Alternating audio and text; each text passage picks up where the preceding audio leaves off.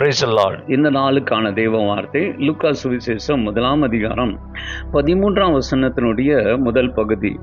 தூதன் அவனை நோக்கி, சகரியாவே பயப்படாதே, உன் வேண்டுதல் கேட்கப்பட்டது. இந்த நாளில் நான் கொடுக்கிற செய்தி தகுந்த காலத்திலே நிறைவேற்றுகிற தேவன். கர்த்தருக்கு ஸ்தோத்திரம். இந்த வேத பகுதியிலே சகரியாவை குறித்து நாம் வாசிக்கிறோம். சகரியாவானவன் ஆலயத்துக்குள்ளே போய் தூபம் காட்டி கொண்டிருந்தான். அப்பொழுது ஒரு தூதன் வானத்திலிருந்து அவன் வலது பக்கத்தில் வந்து நிற்கிறான். நம்முடைய ஆண்டவர் நம்முடைய பக்கத்தில் நிற்கிறவர். நம் அருகில் நின்று நமக்கு சொல்ல வேண்டியதை சொல்லுகிற ஆண்டவர் நம்முடைய ஆண்டவர். என்ன சொல்லுகிறார்? உன்னுடைய வேண்டுதல்கள் கேட்கப்பட்டது. ஆம் அருமையானவர்களே, உங்களுடைய ஜெபங்களை கர்த்தர் கேட்கிறார். நிச்சயமாகவே உங்களுக்கு கர்த்தர் பதிலை கொடுக்க அவர் ஆயத்தமாக இருக்கிறார். சகரியா அவனுடைய குழந்தை பிறப்புக்காக பல நாட்களாக அவன் ஜெபிக்கிறான். அவன் அந்த காரியத்திற்காக ஜெபம் பண்ணினது நேற்று அல்ல, போன வருஷம் அல்ல, திருமணம் ஆனவுடனே ஜெபித்து பல வருடத்திற்கு முன்பதாகவே இந்த ஜெபித்த ஜெபத்திற்காக அவன் எதிர்பார்த்தான்.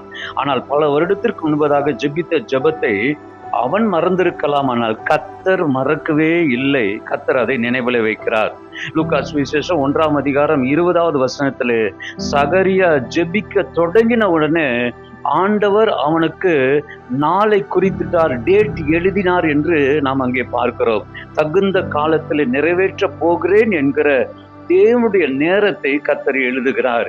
கர்த்தர் ஒரு நாளை வைத்திருக்கிறார், ஒரு நேரத்தை வைத்திருக்கிறார். அந்த நேரத்தில் நிச்சயமாகவே கர்த்தர் நமக்கு நிறைவேற்றுவாராக. என்னுடைய அவசியத்திற்காக, அவசரத்திற்காக ஒருவேளை ஆண்டவர் அதை செய்திருப்பார் என்றால் அது அமையாது.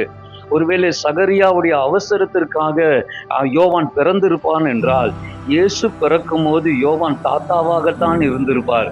ஆனால் இயேசு பிறப்பதற்கு 5 மாதத்திற்கு முன்பதாக பிறந்ததுனாலதான் இயேசுவுக்கு என்ன சகாயம் கிடைக்க வேண்டுமோ, இயேசுவுக்கு எப்படி ஆயத்தம் பண்ண வேண்டுமோ, இயேசுவுக்கு ஞானஸ்தானம் கொடுக்க அவன் எப்படி இருக்க வேண்டுமோ, இது எல்லாவற்றையும் கர்த்தர் ஏற்கனவே முன் குறித்தபடியினால்தான் தகுந்த காலத்திலே அதை நிறைவேற்றி கொடுக்க ஆண்டவர் ஆயத்தம் உள்ளவராயிருக்கிறார். அருமையானவர்களே, நீண்ட நாட்களாக நீங்கள் ஜெபித்துக் கொண்டிருக்கிறீர்கள், நீண்ட நாட்களாக ஆண்டவரத்தில் கேட்கிறீர்கள், ஒரு காரியத்திற்காக நீங்கள் ஜெபிக்கிறீர்கள் என்றால் கர்த்தர் அதை ஏற்கனவே குறித்து விட்டார்.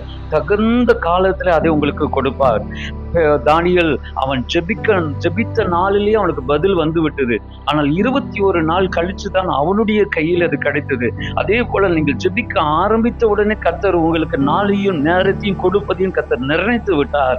பயப்படாதீர்கள். கர்த்தர் உங்களுக்கு கொடுக்க வேண்டும் என்று நினைத்திருக்கிறதை நிச்சயமாய் கொடுப்பார். அதை நீங்கள் பெற்றுக்கொள்வீர்கள். நீங்கள் தேவனை மகிமைப்படுத்துவீர்கள். கர்த்தர் உங்களை ஆசீர்வதிப்பாராக. God bless you.